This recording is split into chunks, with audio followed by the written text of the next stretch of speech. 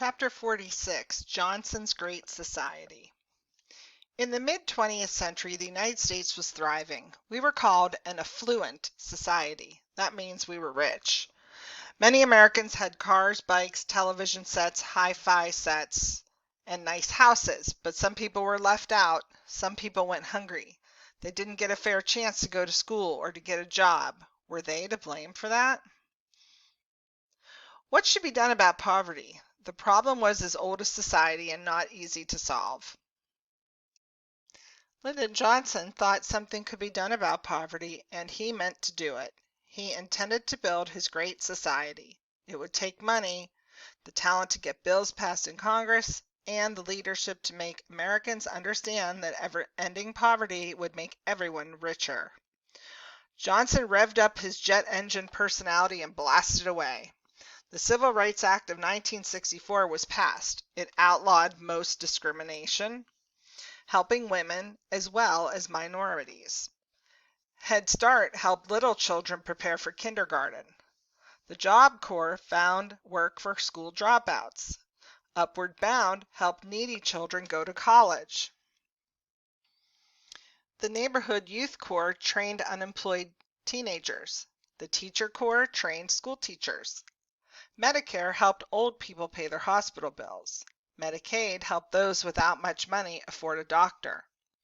Johnson went to the Statue of Liberty to sign a bill that ended narrow racist immigration quotas. Because of an immigration bill passed early in the century, only people from some privileged regions like Western Europe were able to come to the United States in large numbers. Just a few from other regions, Asia for instance, were allowed to enter and become citizens. Johnson's new law let groups of immigrants, especially Asians and Latinos, broaden the American family.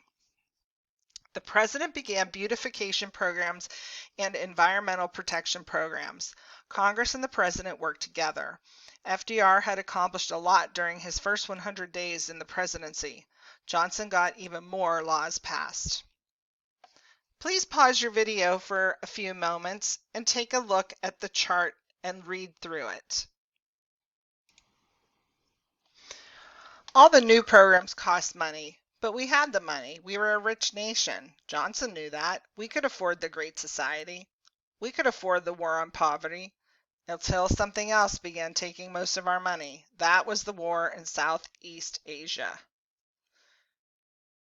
American soldiers were now fighting in Vietnam, but things weren't going the way we hoped they would. North Vietnam was fighting back. That little nation didn't seem to be frightened by America's power.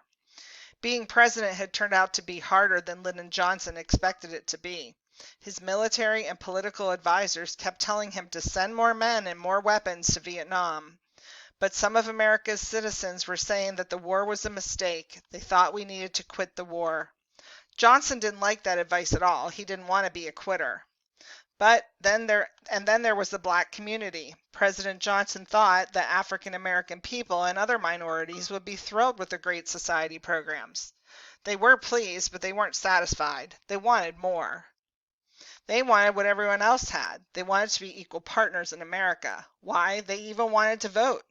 When it came to voting, Lyndon Johnson asked the black leaders to be patient. He explained that it wouldn't be easy to get a voting act through Congress. Change would have to come one step at a time, he said. But some people were fed up with being patient.